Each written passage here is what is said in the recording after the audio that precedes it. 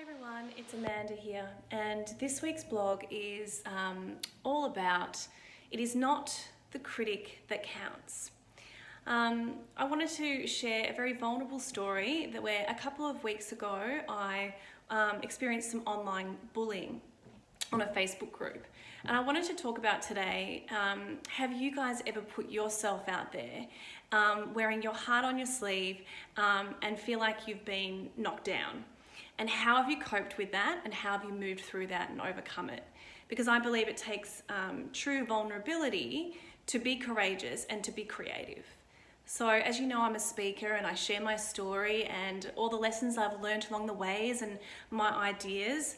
And yeah, it takes a lot of courage to go out there and share that with the world. I've developed health and wellbeing workshops that I present to corporates, and I also have speeches at health events, and I've been an MS ambassador for about 10 years now, which is my volunteer role, and I always feel like it's important to continue giving back as an ambassador.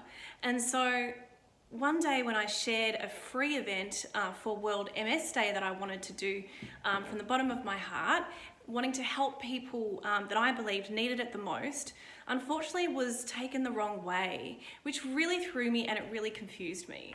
And so I received shameful comments, people commenting on my morals and ethics. I had people saying, "Who do you think you are? Shame on you for trying to, work with sick people." And some people even copied and pasted my bio and made fun of me. So yeah, so today's blog is all about how have you dealt with setbacks like this, and how have you overcome it? Because from that moment on, I really, just for a moment, allowed myself to question what I do in my career. Who do I think I am? Maybe I shouldn't be sharing my ideas and my story that, it was very lucky for me to walk again when I was 29 years old. And it was pure luck. And I always share that I take a very balanced approach. But 10 years now, with consistent, fantastic health that continues to improve, I do know and I firmly believe that I've achieved that with a bit of luck as well, but by giving my mind and body, the best environment I can for it to, choose repair pathways. And so I went into a little bit of a hole after I saw these comments, and I had a really busy week. My sister was in hospital actually, she's doing fine now, but I was sitting there in emergency with her and I was reading all these comments and I just panicked and I couldn't believe it. So I went into a hole for about a week and, I just sat on the couch and put on some Netflix and thankfully came across Brene Brown's A Call to Courage. And she experienced on a much larger scale some intense online bullying after she became quite big after her TEDx talk on YouTube. And then she went into a hole as well, and she explains that on this show, on her Netflix series, and she talks about, she comes back, and her comeback is sharing how she moved through that.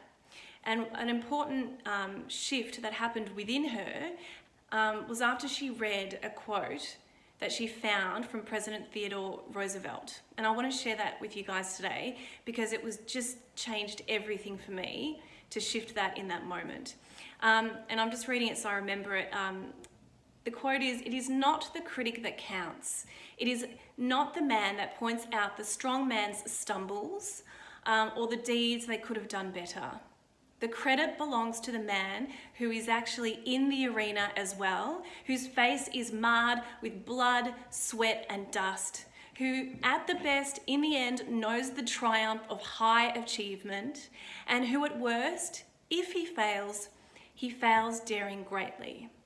Now that just changed so much for me, and I just really needed to hear that in that moment.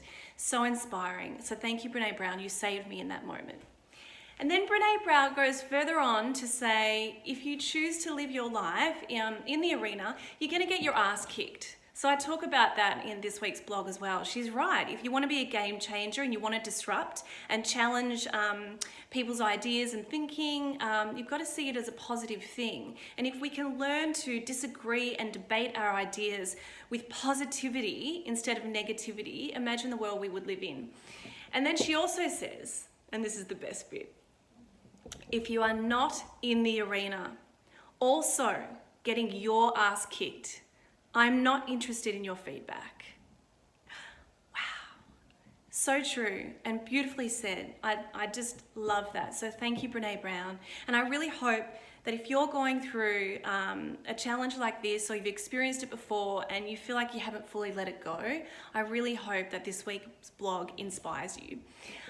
Because how we react is connected to what we deeply believe, and what we deeply believe is everything, and I believe is a real mirror image of the health of our body and how we show up in the world. So if you find bad reactions within yourself, negativity, or you see it and witness it in others, maybe we can have some more kindness and compassion, understanding that it's just a mirror image of some darkness or limiting beliefs that still have to be shifted.